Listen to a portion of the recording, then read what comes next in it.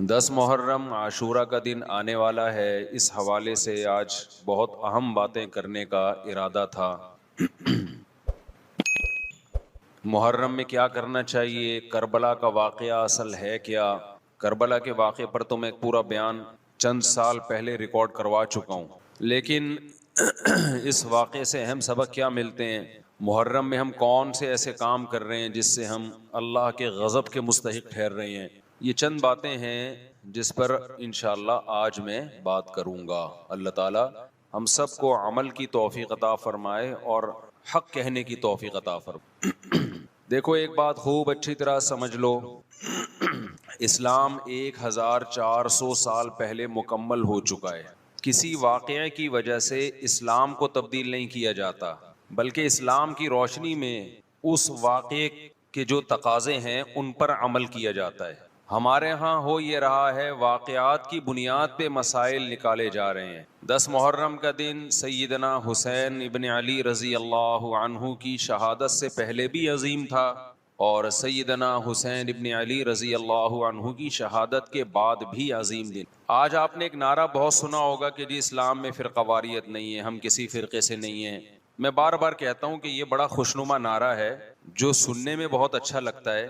کچھ باتیں سننے کی حد تک بہت اچھی ہوتی ہیں لیکن پریکٹیکل لائف میں ان کی ویلیو بالکل بھی نہیں ہوتی. جب آپ پریکٹیکل لائف میں آتے ہیں تو پھر آپ کو یہ فیصلہ کرنا پڑتا ہے کہ آپ کس فرقے سے تعلق ہے آپ کا. آپ سنی ہیں، شیعہ ہیں، معتزلہ ہیں، مرجیہ ہیں، قدریہ ہیں، ناصبیہ ہیں، کیا ہے آپ کا فرقہ؟ یہ کہہ دینا آسان ہے میرا کوئی فرقہ نہیں ہے. اس پر سب سے بڑا اشکال یہ ہوتا ہے، یہ میں اس لیے فرقے کی بات کر رہا ہوں کہ آپ کو بھی طے کرنا پڑے گا کہ آپ یا تو شیعہ بن جاؤ بھائی یا سنی بن جاؤ، ایک طرف ہو جاؤ. آپ محرم میں شیعہ بنے ہوئے ہوتے ہیں، رمضان میں سنی بنے ہوئے ہوتے ہیں، ربیع الاول میں بریلوی بنے ہوئے ہوتے ہیں، تو پتہ ہی نہیں چلتا کہ ٹکتا ہی نہیں ہے کسی ایک جگہ.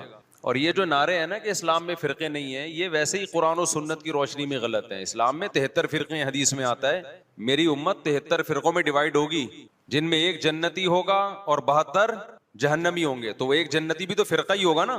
جس نے عمل نہیں کرنا ہوتا نا وہ یہ کہہ کے جان چھڑاتا ہے کہ میرا کوئی فرقہ نہیں ہے، تاکہ وہ بے پیندے کے لوٹے کی طرح لڑکتا رہے، کبھی ادھر کبھی ادھر، کیونکہ عمل تو کرنا نہیں ہے اس نے. فرقہ واریت نا ایک بڑا ٹاپک بن چکا ہے، ہر آدمی فرقہ واریت کے نام پہ منجن بیچ رہا ہے کہ میں فرقہ واریت نہیں مانتا، میں یہ مانتا ہوں. ابے تم بس کر دو یار، بس کرو. آپ باتیں کرنے پر گورنمنٹ کی طرف سے کوئی پابندی نہیں ہے، پریکٹیکل لائف میں نہیں چلتا یہ سب کچھ. تو جو اہل سنت والجماعت سچی مچی کے تھے، اب اہل سنت والجماعت میں بھی ہر آدمی اہل سنت والجماعت بنا ہوا ہے. اہل سنت والجماعت کی جو شارٹ فارم اردو میں آئی اس کو سنی کہا گیا، سنت سے نکلا یہ لفظ. اس کو کیا کہا گیا؟ بولو نا کیا ہو گیا؟ سنی. یہ اہل سنت والجماعت کی کیا ہے؟ کیونکہ اتنا ٹائم نہیں تھا پاکستانیوں کے پاس کہ وہ اتنا لمبا نام لیتے اہل سنت والجماعت، تو انہوں نے اس کو کیا کہنا شروع کر دیا؟ وی آر سنی. تو ہم کیا ہیں بھائی؟ فرقہ ہم 73 فرقوں میں ہمارا فرقہ کون سا ہے؟ ہم سنی ہیں، جو اہل سنت والجماعت کی شارٹ فارم ہے. یہاں تک بات کھوپڑی شریف میں آ گئی. اب جو سنی ہے نا ان کے کچھ مخصوص عقیدے ہیں، وہ عقیدے ہوں گے تو آپ سنی ہوگے، وہ عقیدے نہیں ہے تو آپ سنی نہیں ہے. لیبل لگاتے رہو. جیسے وہ بار بار میں چٹکلا سناتا ہوں نا کہ ایک آدمی نے چاول کی بوری پر، چینی کی بوری پر چاول لکھا ہوا تھا.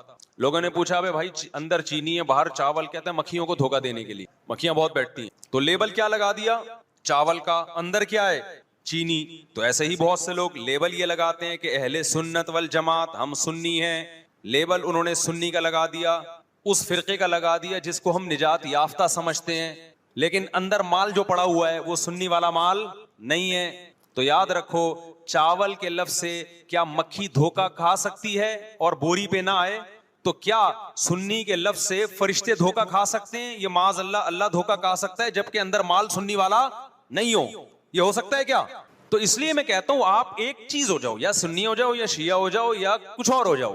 کبھی ادھر جا رہا ہے کبھی ادھر جا رہا ہے، کبھی ادھر لڑک رہا ہے. محرم میں شیعہ بن رہا ہے، ربیع الاول میں بریلوی بن رہا ہے، رمضان میں انسان کا بچہ بنتا ہے. میں یہ نہیں کہہ رہا کہ بریلوی انسان کے بچے نہیں ہیں، یعنی رمضان میں ایسا لگے گا جیسے بہت نیک آدمی. تراویح میں پہلے 3 دن دیکھو نا آپ.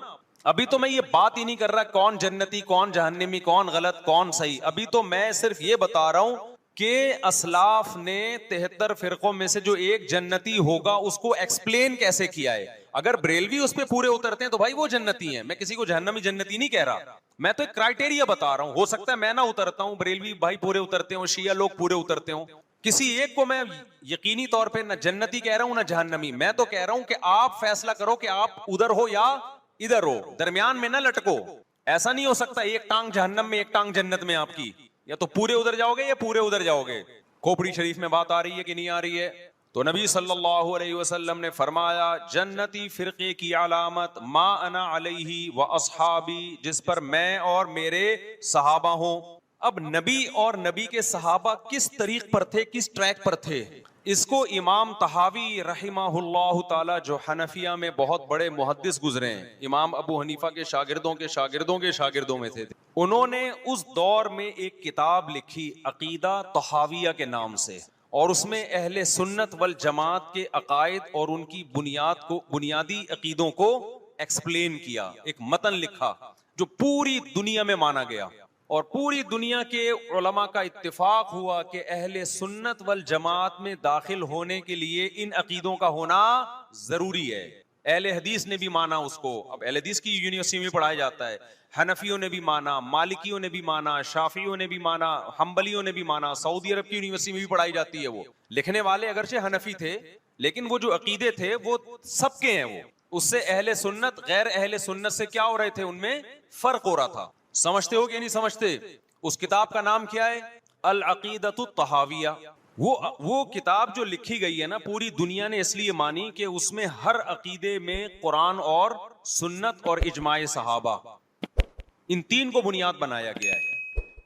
قرآن سے ہو, اور قرآن کی ایسی تشریح جو حدیث مانتی ہو, اور قرآن اور حدیث کی وہ تشریح جو صحابہ مانتے ہو. لہذا اس وقت پوری دنیا میں جو اہل حق علماء تھے ان کا اتفاق ہو گیا, اور اب تک یہ اتفاق چلا آ رہا ہے کہ جو ان عقیدوں سے ہٹے گا وہ یا تو قرآن کے راستے پر نہیں ہے, یا نبی کے راستے پر نہیں ہے, یا صحابہ کے راستے پر نہیں ہے. اٹ مینس کہ وہ اہل سنت والجماعت سے خارج ہے. خارج کہہ کے ہم اس کو کافر نہیں کہہ رہے, کافر کہنا نہ کہنا یہ ایک الگ بحث ہے, کچھ کافر ہے کچھ کافر نہیں ہے, لیکن وہ نجات یافتہ فرقوں میں نہیں ہے. بہرحال وہ اس فرقے میں نہیں ہے جس کی نبی صلی اللہ علیہ وسلم نے جنت میں جانے کی گارنٹی لی ہے.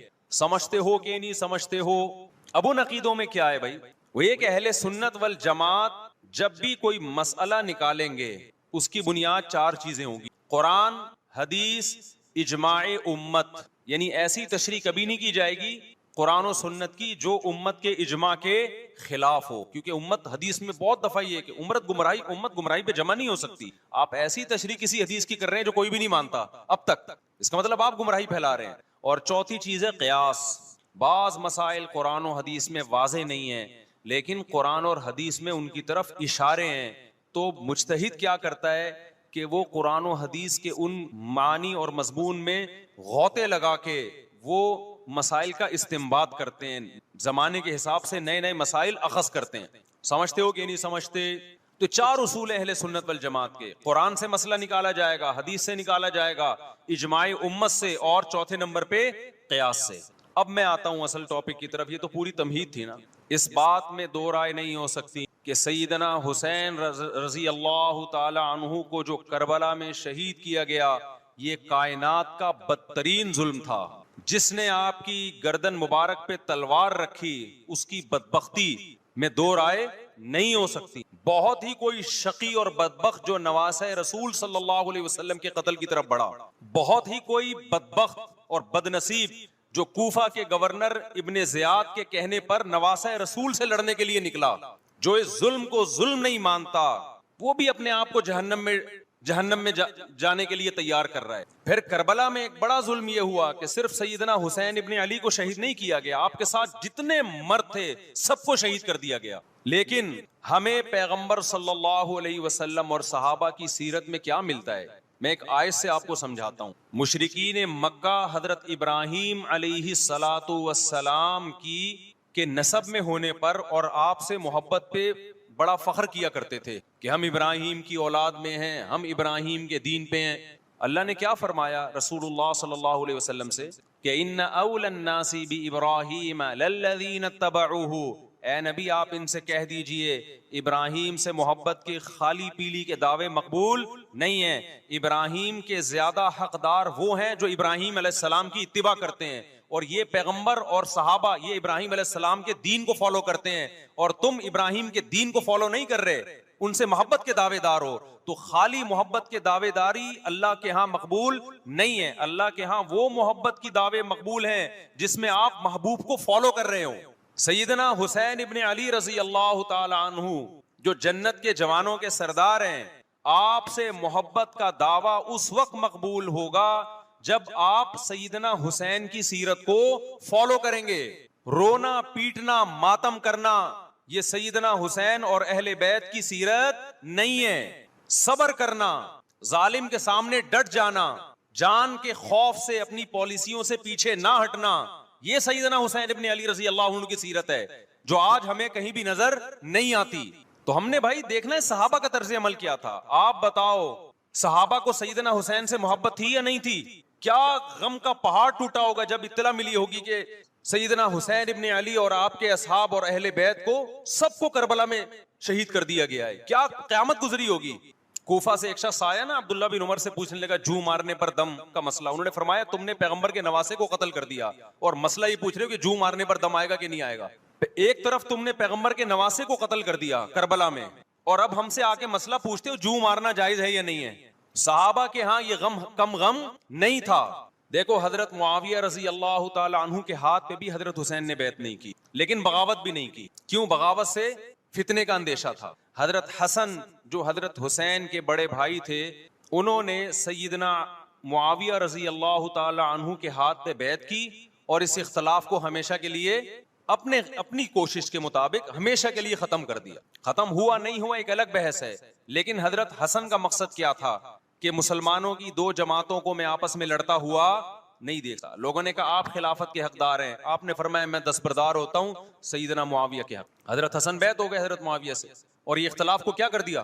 ختم.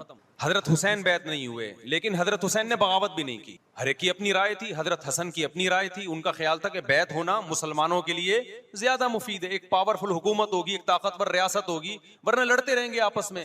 حضرت حسین کا موقف یہ تھا کہ میں بغاوت تو نہیں کروں گا لیکن بیعت بھی نہیں ہوں گا, کیونکہ اگر بیعت ہو گیا تو اس سے جو خلفائے راشدین کے دور میں جو خلیفہ کی سلیکشن کا طریقہ تھا وہ طریقہ ختم ہو جائے گا. تو میں اگر اس طریقے کو نہیں لا سکتا تو اس کے خلاف کو پروموٹ بھی نہ کروں میں. یہ بھی ایک رائے تھی. میں سمجھا پا رہا ہوں اپنی بات؟ بھائی رائے کا اختلاف ہوتا ہے نا. نبی صلی اللہ علیہ وسلم نے فرمایا اذا اجتہد المجتہد فإن اصاب فلہ اجران وإن اخطأ فلہ اجر واحد.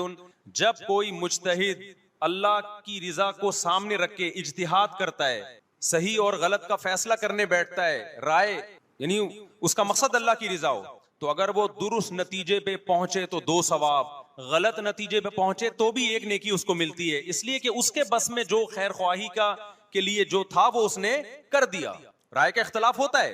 تو حضرت حسن رضی اللہ تعالیٰ عنہ بیعت ہوئے حضرت معاویہ کے ہاتھ پہ. سیدنا حسین نہ بیعت ہوئے اور نہ آپ نے بغاوت کی, خاموشی اختیار کی. حضرت معاویہ رضی اللہ تعالی عنہ نے سیدنا حسین کو تلوار کی زور سے بیعت پر مجبور نہیں کیا, بلکہ نواسہ رسول کا خیال کیا اور وصیت بھی کی لوگوں کو. لیکن جب حضرت معاویہ کے بعد یزید جانشین ہوا, اس کی سب سے بڑی غلطی یہ تھی کہ اس نے نواسہ رسول صلی اللہ علیہ وسلم اور آپ کے ساتھ جو چند اہل بیت اور چند صحابہ تھے, اس وقت بھی حضرت حسین نیوٹرل تھے. نہ حضرت حسین نے بغاوت کا ارادہ کیا اور نہ بیعت کرنے کا ارادہ کیا. یزید ابن معاویہ کو چاہیے تھا کہ سیدنا حسین رضی اللہ عنہ کو اپنے حال پہ چھوڑ دیتا, اپنے والد کی. حضرت حسین رضی اللہ تعالی عنہ کو جب کوفہ سے خطوط آئے, یہ میں وضاحت اس لیے کر رہا ہوں کہ حضرت حسین بغاوت کے لیے نہیں نکلے تھے, اس مسلمان حاکم کے خلاف بغاوت کے لیے نہیں نکلے تھے, کیونکہ رسول اللہ صلی اللہ علیہ وسلم کی بہت ساری صحیح حدیث ہے اس بارے میں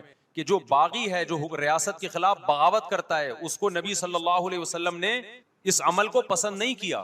تو حضرت حسین رضی اللہ تعالیٰ عنہ کو کوفہ سے خطوط آئے کہ یہاں سارے کے سارے لوگ آپ کے ہاتھ پہ بیعت کرنے کے لیے تیار ہیں.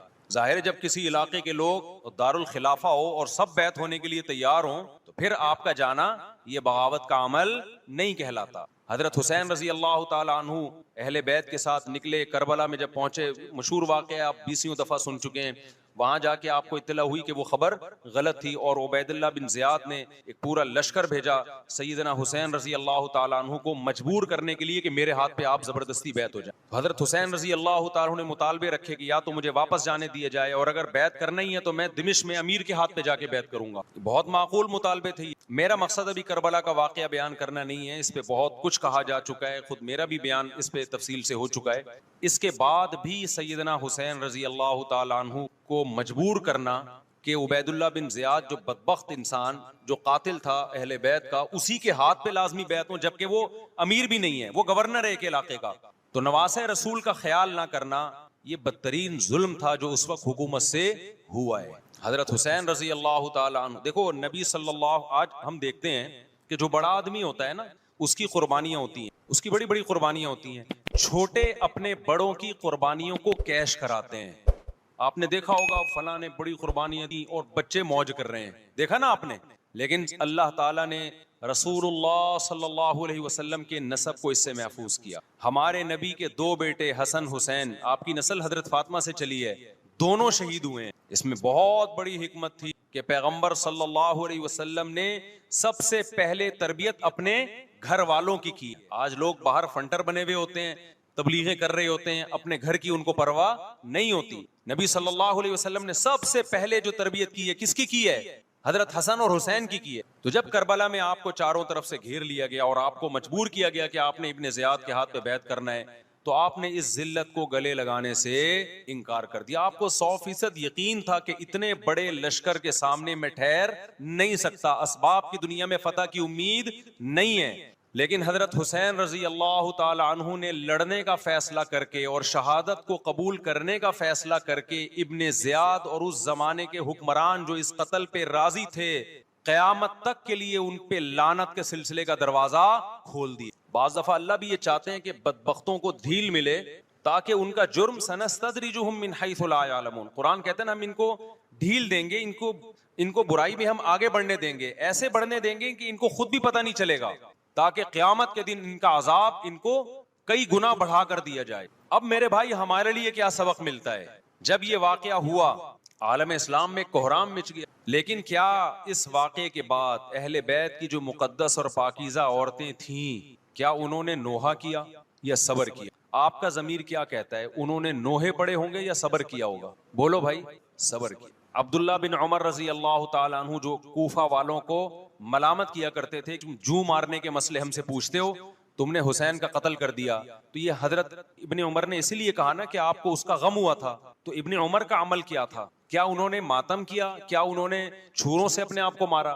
حضرت حسین کا قتل بھی ظالمانہ, اور اس سے پہلے سیدنا عثمان کا قتل بھی ظالمانہ. اگر نوحہ یا ماتم جائز ہے تو حضرت عثمان کی شہادت کے دن بھی جائز ہے, حضرت حسین کی شہادت کے دن بھی جائز ہے. اور اگر ناجائز ہے تو جیسے عثمان کی شہادت کے دن ناجائز, حسین کی شہادت کے دن بھی ناجائز ہے. سمجھ میں آ رہی ہے بات کہ نہیں آ رہی ہے؟ قرآن کیا کہتا ہے ایسے مواقع کے بارے میں؟ تلک امۃ قد خلت لہا ما کسبت ولکم ما کسبتم. قرآن جب بھی پرانی امتوں کے واقعات بتاتا ہے, قرآن کہتا ہے یہ ایک قوم تھی جو گزر گئی, انہوں نے جو کیا اس کا بدلہ ان کو ملے گا, تم جو کرو گے اس کا بدلہ تمہیں ملے گا. تو ہمیں اللہ نے اس واقعے میں بھی بتا دیا کہ سیدنا حسین کا واقعہ, کربلا کا واقعہ جب سنا کرو تو یہ سوچا کرو یہ قوم تھی جو گزر گئی, جس نے اچھا کیا, حسین ابن علی نے اچھا کیا, ان کو اس اچھائی کا بدلہ ملے گا. اور جو حضرت حسین کے قتل کے ہاتھوں, قتل کے حضرت سیدنا حسین کے مبارک خون سے جن کے ہاتھ آلودہ ہوئے, کیونکہ قتل کیا نا انہوں نے, تو لہا ما کسبت, ان کو اس ظلم کا بدلہ بھی ملے گا. تو ہمارا کام کیا ہے؟ ہم نے فالو کرنا ہے حسین کے راستے کو, نہ کہ حسین کے نام پہ ہم نے ماتم کرنے ہیں. حسین کا راستہ کیا ہے جس کو ہم نے فالو کرنا ہے؟ اب میں چند چیزیں آپ کو بتاتا ہوں. سب سے پہلا سبق جو ہمیں کربلا میں ملتا ہے کہ عزت اور دین, ایک طرف دنیا ہے. دیکھو اگر حضرت حسین رضی اللہ تعالیٰ عنہ ابن زیاد کے ہاتھ پہ جا کے بیعت ہو جاتے, آپ کیا سمجھتے ہو بے تحاشا مال و دولت حضرت حسین پہ خرچ نہیں کرتا کیا وہ؟ جب ایک بڑا آدمی کسی کے ہاتھ پہ بیعت ہوتا ہے تو اس کو بھی تو فائدہ ہوتا ہے نا اس سے. اور کیا حضرت حسین کو یقین نہیں تھا کہ کربلا میں شہید ہو جاؤں گا؟ فتح اور نصرت کی اسباب کی دنیا میں کوئی امید نہیں تھی، مگر آپ نے اہل بیت کو کربلا میں رسوا کرنے پر عزت کی موت کو ترجیح دی ہے۔ آج اگر آپ میں یہ ظرف ہے کہ آپ عزت کی موت کو ذلت کی زندگی پر ترجیح دیتے ہو تو پھر آپ حسینی ہو۔ نہیں، یہی بات میرا خیال ہے۔ سیدنا حسین کی سخاوت کے واقعات ہیں۔ سیدنا حسین باغی نہیں تھے رضی اللہ عنہ۔ پھر جو اہل بیت کا طرز عمل کیا تھا، محرم میں کیا کیا ہو رہا ہے میں آپ کو بتاتا ہوں۔ ان میں سے کوئی بھی عمل نہ ہمیں قرآن سے ملتا ہے نہ صحابہ سے ملتا۔ تو ما انا علیہ و اصحابی جو جنتی فرقہ ہوگا اس کی جو علامتیں ہیں، تو جب آپ ان علامتوں کے خلاف چلو گے، صحابہ اور تابعین کو فالو نہیں کرو گے، تو آپ پھر اپنے آپ کو سنی کہنا چھوڑ دو۔ آپ بتاؤ مجھے اسلام میں کوئی مہینہ منحوس ہے؟ بولو نا، کوئی مہینہ منحوس ہے؟ تو آپ محرم کو منحوس کیوں کہتے ہو؟ لوگ مجھے کہتے ہیں مفتی صاحب فرقہ واریت پھیلا رہے ہیں۔ دیکھو، فرقہ واریت جب پھیلا رہا ہوں جب میں کسی فرقے کے خلاف آپ کو کر رہا ہوں۔ میرے بیان شیعہ لوگ بھی سنتے ہیں، ملتے بھی ہیں، بہت دفعہ ایئرپورٹ پہ ملاقات ہوئی، بڑی عزت سے ملے، میں شیعہ ہوں لیکن آپ سے محبت کرتا ہوں۔ یہاں مسجد میں بھی آتے ہیں، میں نے کبھی کسی پہ طنز نہیں کیا۔ اس لیے میں بار بار کہتا ہوں جو شیعہ کا مذہب ہے اس کو کرنے دو۔ وہ سبیلے لگاتے ہیں، آپ ان کو مت چھیڑو، جا کے تنگ نہ کرو ان کو۔ وہ ماتم کرتے ہیں، آپ ان کو مت چھیڑو۔ وہ نوحے کرتے ہیں، وہ نوحے پڑھتے ہیں، آپ ان کو مت چھیڑو۔ لیکن آپ اپنی پوزیشن واضح کرو کہ آپ شیعہ ہو یا آپ سنی ہو۔ آپ تو ایک طرف ہو جاؤ نا۔ محرم میں اگر آپ مرثیے لگا کے گھوم رہے ہو گاڑیوں میں، اٹ مینز آپ سنی نہیں ہو۔ آپ نبی صلی اللہ علیہ وسلم کی حدیث ہے ہمارے پاس، ہم اہل سنت والجماعت ہیں، ہم سنت کو فالو کرتے ہیں۔ تو سنت کیا کہتی ہے؟ میتوں پہ گریبان چاک کرنا، میتوں پہ چیخ و پکار کر کے رونا۔ آپ نے فرمایا لیس منا، وہ ہم میں سے نہیں ہے۔ اور اس عمل پہ آپ صلی اللہ علیہ وسلم نے لعنت فرمائی ہے۔ لوگ کہتے ہیں حسین کی یاد میں رونا نبی کی سنت ہے۔ نبی صلی اللہ علیہ وسلم کو جب جبریل نے بتایا کہ حسین شہید ہوں گے، آپ روئے، اس لیے کہ اس وقت آپ کو یہ خبر ملی تھی۔ لیکن کیا ہر محرم میں آپ نے رونے کا پروگرام کیا ہے یا صحابہ کو بیٹھ کے باقاعدہ رلایا ہے آپ نے؟ کیا ہو گیا بھائی؟ آپ کو بھی جب کربلا کا واقعہ کی خبر ملی آپ کی آنکھوں میں آنسو آ جائے، یہ نیچرل ہے، یہ حسین سے محبت کی علامت۔ لیکن ہر محرم میں باقاعدہ بٹھا کے رونے کا پروگرام کرنا یہ حسین سے محبت کی علامت نہیں ہے، بلکہ شریعت میں ناجائز ہے یہ غموں کو بڑھانا۔ یہ کہاں سے جائز ہو گیا؟ حضرت عثمان بھی تو شہید ہوئے تھے، نبی صلی اللہ علیہ وسلم کے داماد تھے، ان کی یاد میں آپ رونے کو سنت کیوں نہیں کہتے؟ ہماری نظر میں حسین کا قتل بھی بہت بڑا ظلم اور سیدنا عثمان کا قتل بھی بہت بڑا ظلم تھا۔ دونوں مظلوم تھے، دونوں مظلوم شہید تھے، ہمیں دونوں کی شہادت پہ غم ہے، لیکن اب اس غم کو مناتے نہیں ہیں۔ اسلام میں غم منانا سنت نہیں ہے۔ دیکھو جعفر طیار رضی اللہ عنہ، نبی کے چچا زاد بھائی، اہل بیت، جب آپ صلی اللہ علیہ وسلم نے ان کو لڑائی کے لیے میدان جنگ میں بھیجا، رومیوں سے لڑائی تھی، حضرت جعفر طیار کی 4 بیویاں تھیں۔ جب نبی صلی اللہ علیہ وسلم مسجد نبی میں بیٹھے، آپ کو فرشتوں نے اطلاع دی کہ جعفر طیار شہید ہو گئے۔ آپ صلی اللہ علیہ وسلم کی آنکھوں سے آنسو، یہ آنسو اس وقت نکلے جب عین شہادت کی اطلاع ملی ہے۔ اس وقت آنسوؤں کا نکلنا محبت کی علامت ہے۔ آپ نے صحابی رسول کو بھیجا کہ جاؤ آپ کی زوجات کو، بیویوں کو جا کے خبر دو کہ جعفر طیار شہید۔ کیا قربانی تھی صحابہ کی، ایسے جوان تھے جعفر طیار، خوبصورت جوان۔ غزوہ بدر میں جب مشرکین مکہ نے یہ نعرہ لگایا کہ حل میں مبارز، 3 سردار آئے، انہوں نے کہا پہلے تمہارے اندر سے 3 بہادر آئیں ہم سے لڑیں۔ دیکھو عربوں میں یہ ہوتا تھا کہ جب جنگ کے لیے 2 فوجیں آمنے سامنے کھڑی ہوتی تھیں تو پہلے دونوں طرف کے بہادر ترین لوگوں کی لڑائیاں ہوتی تھیں کہ جب تک دونوں میں سے ایک قتل نہیں ہوگا لڑائی شروع نہیں ہوگی۔ تو آپ کو پتا ہے کہ اس میں بہادر ترین لوگ نکلیں گے نا جو لڑنا جانتے ہوں۔ مشرکین مکہ کی طرف سے 3 یا 4 بڑے بڑے سردار آئے لڑائی سے پہلے، بدر میں لڑائی سے پہلے، انہوں نے نعرہ لگایا حل میں مبارز، کوئی ہے تم میں جو پہلے ہم سے لڑے؟ یعنی ادھر سے ہم 3 ہیں تو ادھر سے بھی کتنے چاہیے؟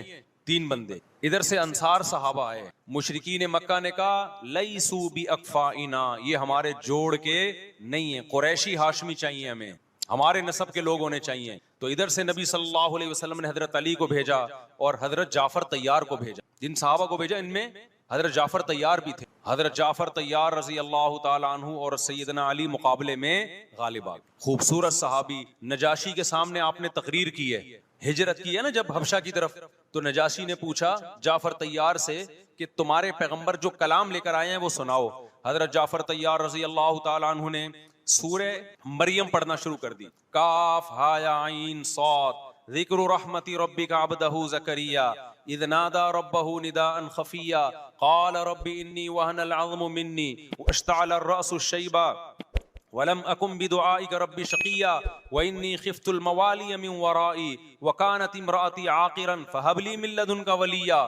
ایسی حضرت مریم اور عیسیٰ ابن مریم کی سیرت کو سورہ مریم میں بیان کیا حضرت جعفر طیار نے کہ نجاشی روتے روتے اس کی داڑھی تر اور جتنے پادری بیٹھے تھے سب کی داڑیاں تر ہو گئی روتے روتے. تو یہ تقریر جو نجاشی کے اسلام کا سبب بنے، بادشاہ کو مسلمان کرنے والے کون تھے؟ حضرت جعفر طیار. اور آپ کے چھوٹے چھوٹے بچے، 4 جوان بیویاں ہوں، چھوٹے چھوٹے بچے ہوں، اور ایسے میں میدان جنگ میں لڑتے ہوئے شہید ہو جائیں تو پیغمبر اور صحابہ پہ کیا قیامت ٹوٹی ہوگی. لیکن ہمارے نبی صلی اللہ علیہ وسلم کی آنکھوں سے کیا تھے؟ صرف آنسو موتی کی طرح ٹپک رہے تھے. اور آپ صحابہ کو اطلاع دے رہے تھے کہ جعفر طیار شہید ہو گئے اور جاؤ ان کے گھر والوں کو بتا کے آ. کتنی بڑی قربانی ہے یا نہیں ہے؟ جب خبر دینے والا آپ کی ازواج کو بتا کے آیا کہ جعفر طیار شہید، تو آپ کے گھروں سے خواتین کے رونے کی آوازیں. آپ صلی اللہ علیہ وسلم نے فرمایا ان سے بولو کہ اپنی آواز کو پست کرو. پھر چیخو پکار کی آواز آئی تو آپ نے فرمایا کہ اگر دوبارہ چیخو پکار کی آواز آئے تو ان کے منہ پہ خاک پھینک. وہ شہید کی بیوہ تھیں، اور شہید بھی کتنے مقدس، ان کو بھی نبی صلی اللہ علیہ وسلم نے نوحہ کرنے کی اجازت نہیں دی. اس دن جس دن غم پہنچا ہے اس دن بھی چیخو پکار کی اجازت نہیں دی ہے. تو آپ بتاؤ اگلے سال اس تاریخ کو چیخو پکار کی کیسے اجازت مل جاتی؟ نہیں آئی میرا خیال ہے بات سمجھ. جب غم پہنچا ہے اس وقت چیخنے چلانے کی اجازت نہیں ہے. چھوٹے چھوٹے یتیم بچے حضرت جعفر طیار کے، چھوٹے چھوٹے یتیم بچے، کتنا غم ہوتا ہے جب چھوٹے چھوٹے بچے، ان کا باپ دنیا سے چلا جائے، کتنا ترس آتا ہے ان کے اوپر. تو ہمارے نبی کو بھی ان یتیم بچوں پہ بھی ترس آیا، ان بیواؤں پہ بھی ترس آیا. لیکن نہ نبی صلی اللہ علیہ وسلم چیخو پکار کر کے خود روئے، اور نہ آپ نے ان کی ازواج کو رونے کی اجازت دی. سمجھ میں نہیں آ رہی میرا خیال ہے بات. میرا مقصد شیعوں پہ طنز کرنا نہیں ہے، ان کا جو مذہب ہے ان کو اس پہ چلنے دو. میرا مقصد ہے آپ اپنی پوزیشن واضح کرو کہ آپ ادھر ہو یا ادھر ہو. کسی کو تنگ مت کرو، نہ کسی پہ فتوے لگاؤ کفر اسلام کے، نہ کسی کو جہنمی قرار دو. اپنی پوزیشن آپ فیصلہ کرو کہ آپ اگر ادھر جانا تو پورے ادھر چلے جاؤ. پھر یہ آدھا تیتر آدھا بٹیر والا معاملہ مت کرو. وہ ان کا مذہب ہے بھائی. ان کے علماء ان کو بتاتے ہیں کہ محرم میں کالے کپڑے پہننے ہیں، محرم میں ماتم کرنا ہے، محرم میں کو منحوس سمجھنا ہے، اس میں شادی بیاہ نہیں کرنا. ان کے علماء ان کو بتاتے ہیں، ان کو چلنے دو اس پر. دنیا میں بہت سے فرقے ہیں، بہت سے مذہب ہیں. ہم کسی کو نہ ختم کر سکتے ہیں، نہ کسی کے خلاف نفرت پیدا کر سکتے ہیں. اس سے کوئی چیز حاصل نہیں ہوگی. کسی سے نفرت کرنے کی ضرورت نہیں، کسی پہ فتوے لگانے کی ضرورت نہیں.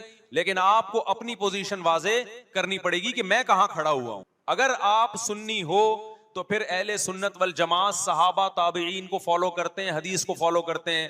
اور حدیث میں ہمیں ماتم کرنا، نوحہ کرنا، گریبان چاک کرنا، اس کی پرمیشن نہیں ہے، بلکہ اس سے روکا گیا ہے. اس عمل کو حرام اور ناجائز قرار دیا گیا ہے. بات آ رہی ہے سمجھ میں؟ باقی جو شیعہ حضرات کرتے ہیں، ہمارے دوست ہیں شیعہ، میں مذاق میں نہیں کہہ رہا، ملتے ہیں ہم سے، میں کبھی ان سے مذہب کے ٹاپک پہ بات نہیں کرتا، نہ ان کو کبھی چھیڑتا ہوں کہ آپ یہ کیوں کر رہے ہو، یہ کیوں نہیں کر رہے. بھائی اس کا مذہب ہے، وہ اس کا فرقہ ہے، جو کرنے دو اس کو. ہم نہیں کرتے کیونکہ ہم اہل سنت والجماعت میں. سمجھ میں آ رہی ہے بات کہ نہیں؟ پھر ربیع الاول کا مہینہ آئے گا، اس میں بھی آپ اپنی پوزیشن واضح کرو کہ آپ ادھر ہو یا ادھر ہو. 2 فرقے ہیں، دیوبندی بریلوی. میں نہیں کہہ رہا کہ کون جنتی کون جہنمی، لیکن بر صغیر میں جن کو دیوبندی کہا جاتا ہے وہ نظر و نیاز تیجے 40 میں کے قائل بولو نہیں ہے. ان کی کتابوں میں لکھا ہوا ہے، وہ اس کے قائل نہیں. اگر کوئی بزرگ ان میں قائل گزرا بھی ہے تو وہ اس کا ذاتی تفرد ہے، اس کو علماء نے فالو نہیں کیا، اس کو ان کی اجتہادی غلطی قرار دیا. ربیع الاول میں جلوس نکالنا یا مزار بنانا یا مزاروں پہ جانا اس نیت سے کہ وہاں جا کے ہم کوئی قوالی پڑھیں گے یا کچھ بھی، ہمارے ہاں قبرستان جانا صرف اس لیے ہے کہ آخرت کی یاد تازہ ہو، بس. اس کے علاوہ اور کوئی کانسیپٹ نہیں ہے. ہمارے ہاں قبر ایک بالش سے زیادہ اونچی بنانا جائز بولو نا نہیں ہے. قبر پکی کرنا جائز نہیں ہے. تیجے 40 میں کرنا جائز بولو. آج ایک صاحب آئے، کہنے لگے میری ساس کا 40واں ہے. فجر میں کہنے لگے مجھے، کہہ رہے میں نہیں گیا تو بڑا مسئلہ ہو جائے گا. میں نے کہا بھائی ایک فیصلہ کرو، گرین چینل یا وائٹ چینل، ایک طرف ہو جاؤ بھائی، کیونکہ وائٹ چینل میں یہ جائز نہیں ہے. نہ 40واں نتیجہ ہے. اب لوگ مذاق اڑاتے ہیں، مر گیا مردود، نہ فاتحہ نہ درود.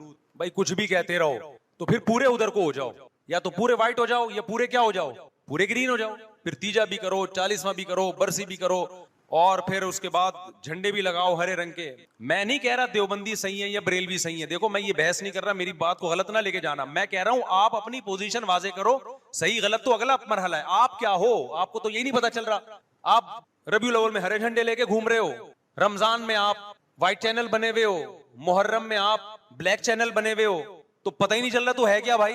جب 73 فرقوں میں ایک جنتی ہے تو ایک کو فالو کرو نا جس کو جنتی سمجھتے ہو. اگر آپ سمجھتے ہو کہ بلیک چینل یا شیعہ فرقہ جنتی ہے تو پورے شیعہ ہو جاؤ بھائی. اگر آپ سمجھتے ہو بریلوی فرقہ جنتی ہے تو پورے بریلوی ہو جاؤ. تو جس کو سمجھتے ہو وہ بن جاؤ, لیکن پورے بنو, ادھورے مت بنو, آدھا آدھا نہ لو. بات سمجھ میں آ رہی ہے؟ میں پھر بتا رہا ہوں, نہ میں کسی کو جنتی کہہ رہا ہوں نہ جہنمی. میں یہ نہیں کہہ رہا دیوبندی جنت میں جائیں گے یا بریلوی جائیں گے یا شیعہ جائیں گے, یہ تو اللہ فیصلہ کرے گا. ہم تو وہ کریں گے جو ہماری کھوپڑی میں آ رہا ہے. ہماری کھوپڑی میں یہ آ رہا ہے کہ جس کو بھی کرو تو ایک کو کرو پورا, تاکہ ایک طرف ہو جاؤ. آدھے تیتر آدھے بٹیر مت بنو آپ, اور دوسرے کو چھیڑو بھی نہیں, چھیڑنے کی بھی ضرورت نہیں ہے. کوئی جو کر رہا ہے کہ بھائی اس کا مذہب ہے. دیکھو ہندو مندر میں جاتا ہے نا, ہماری رائے کے مطابق صحیح کر رہا ہے غلط کر رہا ہے, غلط کر رہا ہے, لیکن ہم چھیڑتے ہیں کیا؟ اسلام نے اجازت دی اس کو چھیڑنے کی کہ ہندو جا رہا ہے اس کو پکڑ کے لا کیوں جا رہا ہے بھائی؟ اسلام بولا ہے بھائی لکم دینکم ولی دین, تمہارے لیے تمہارا دین, ہمارے لیے ہمارا دین. لا اکراہ فی الدین, دین میں زبردستی نہیں ہے, جو کر رہا ہے اس کو کرنے دو.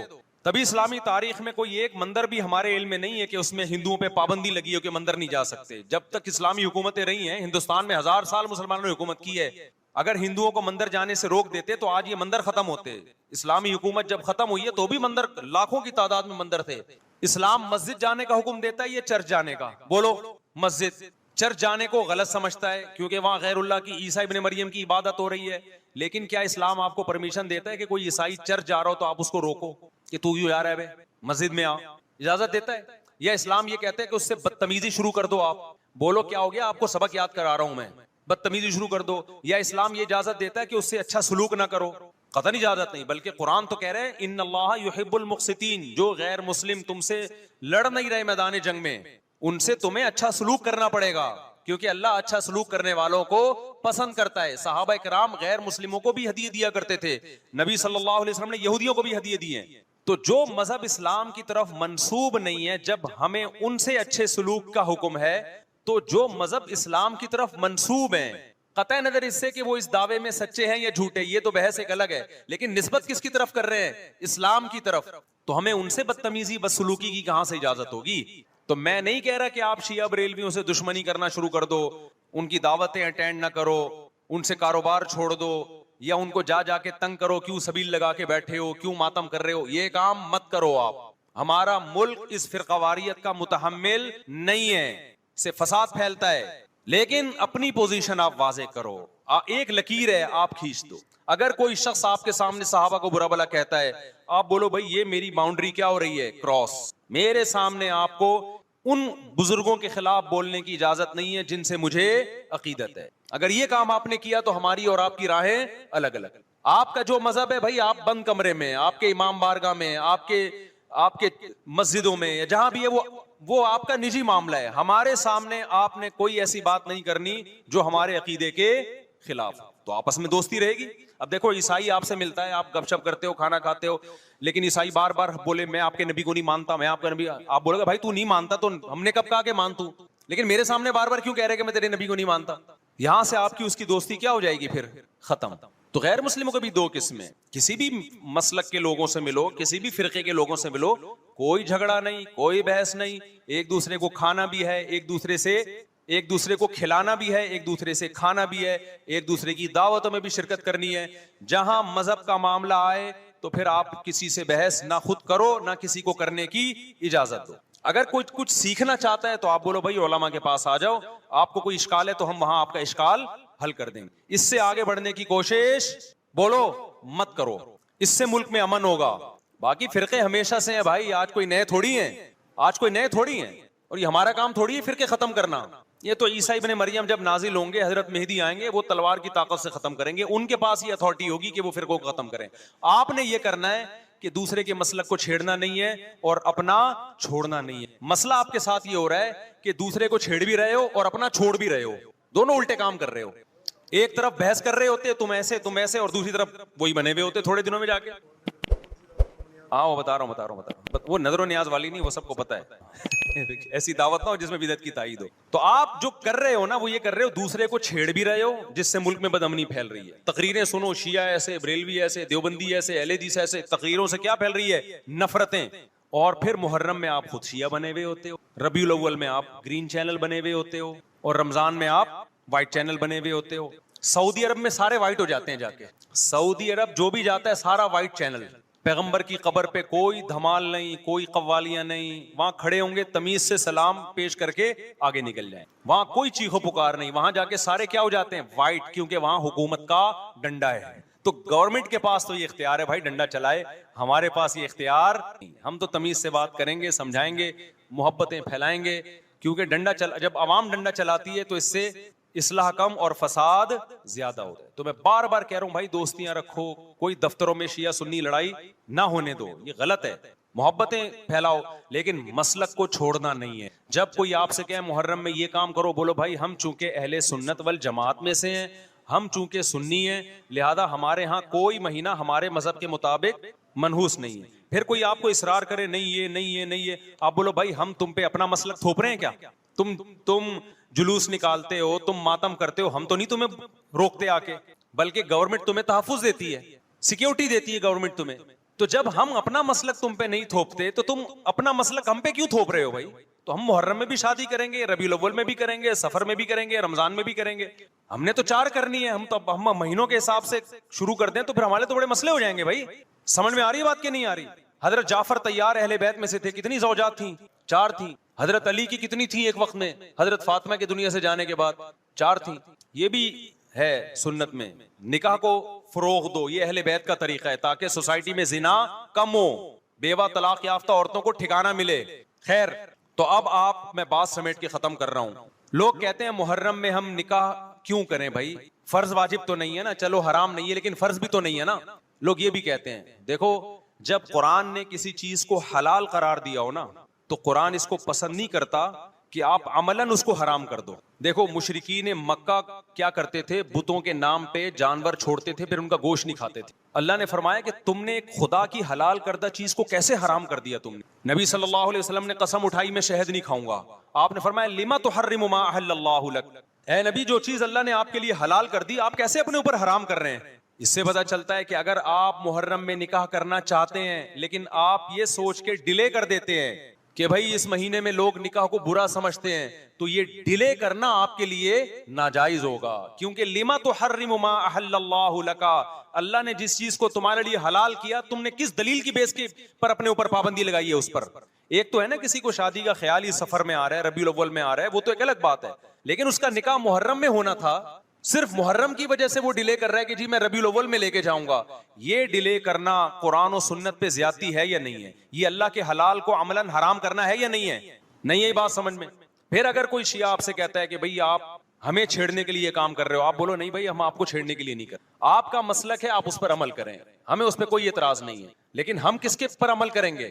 ہم اہل سنت والجماعت ہیں. کتنے صحابہ ہیں, خود نبی کی نکاح محرم میں ہوا ہے. اور ویسے بھی ہمارے ہاں شہادت ایک منحوس عمل نہیں ہے, شہادت ایک مبارک عمل ہے. 10 محرم پہلے سے فضیلت والا دن تھا, محرم پہلے سے فضیلت والا مہینہ تھا. حسین ابن علی کی شہادت سے اس مہینے کے تقدس کو 4 چاند لگ گئے ہیں اور مقدس ہو گیا یہ مہینہ. یہ کیسی بات ہے جو شہادت کا دن ہو ہم اس کو منحوس قرار دے دیں؟ بھائی ہمارا یہ جگرا نہیں ہے. سمجھتے ہو کہ نہیں سمجھتے ہو؟ تو اس لیے محرم میں اگر کسی نے نکاح کرنا ہے اس کو ڈیلے مت کرو میرے بھائی. لوگ کہتے ہیں فرض تو نہیں ہے نا, آپ اگر اس کے نحوست منحوس ہونے کی وجہ سے ڈیلے کر رہے ہو تو پھر آپ پہ فرض ہوگا کرنا. کیوں؟ اس آیت کی روشنی میں لما تحرم ما احل اللہ لک, اے نبی جس چیز کو اللہ نے حلال قرار دیا آپ کس دلیل کی بیس پہ اس کو اپنے اوپر حرام کرتے ہیں؟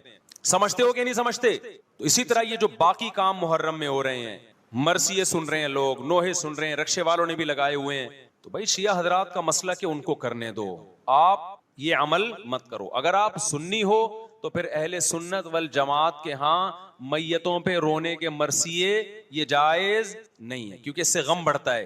ہمارے نبی نے جعفر طیار رضی اللہ عنہ کی زوجہ کو, جن کا حقیقی غم تھا اس وقت, ان کو نہیں رونے دیا, تو ہمیں کیسے آپ صلی اللہ علیہ وسلم چیخو پکار کی اجازت دیں گے؟ اسی طرح محرم میں سبیلیں لگانا, اس کی بھی کوئی دلیل نہیں ہے. سیدنا حسین ابن علی وہ تو پیاس ظلم سے شہید ہوئے وہ. ایک طرف آپ کہتے ہیں وہ پیاسے تھے, ان کو پانی نہیں ملا, دوسری طرف آپ اس دن میں لوگوں کو پانی پلا رہے ہیں, تو اس کی لاجک بھی نہیں بنتی کوئی. اسلام نے 10 محرم کو روزے کا دن قرار دیا. روزہ اور سبیل جمع نہیں ہو سکتے. سمجھتے ہو کہ نہیں سمجھتے؟ آپ کہہ سکتے ہیں کسی کو پانی پلانے پر کون پابندی لگا سکتا ہے؟ پانی پلاؤ بھائی پورے سال, اسپیسیفک ان دنوں میں کیوں پلا رہے ہیں آپ؟ تو جو شیعہ حضرات ہیں ان کا مسلک ہے, ان کو کرنے دیں. میں بار بار اس لیے کہہ رہا ہوں ایسا نہ ہو چھیڑ چھاڑ شروع کر دے جا کے. پہلے ہی ملک میں لڑائیاں بہت ہو رہی ہیں, دوبارہ ایک نئی جا کے پتا یہاں بھی سبیل لگی ہوئی ہے, جا کے ان کو چھیڑنا شروع کر دو. سبیل کیوں لگا؟ چھیڑنے کی اجازت نہیں ہے کسی کو. آپ نہ لگائیں نہ پئیں. بولے بھائی ہمارے لیے محرم ایسا ہے جیسے دوسرے مہینے ہوتے ہیں, 4 مہینے محترم ہے, محرم, رجب, ذی قعدہ, ذی الحجہ. تو جتنا ذی قعدہ ذی الحجہ ہے اتنا ہی محرم اور رجب ہے. تو جیسے ان مہینوں میں نارمل رہتے ہو, اسی ان میں بھی ہم نے ایسے ہی رہنا ہے. سمجھتے ہو کہ نہیں سمجھتے ہو؟ اور حلیم کی دیگیں مت پکاؤ محرم کی راتوں.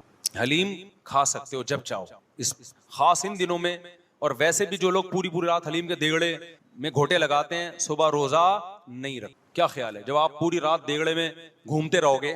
دیکھا نہیں ہے پوری رات دیکھ کے اندر گھومتے رہتے ہیں جیسے موت کے کنویں میں نہیں بائک چلاتا بندہ, تو صبح روزہ رکھے گا ایسا آدمی؟ تو یہ ساری چیزیں آپ کو اس کام سے روکتی ہیں جو سنت سے ثابت. تو اللہ تعالی ہمیں محرم میں وہ کچھ کرنے کی توفیق عطا فرمائے جس کی ہمیں اللہ, اس کے رسول اور صحابہ نے پرمیشن دی ہے, اور ان تمام باتوں سے اللہ ہمیں بچنے کی توفیق عطا فرمائے جس سے اللہ, اس کے رسول اور صحابہ نے ہمیں بچنے کا حکم دیا ہے. اللہ تعالیٰ سمجھنے کی, عمل کی توفیق عطا فرمائے. وما علینا الا البلاغ.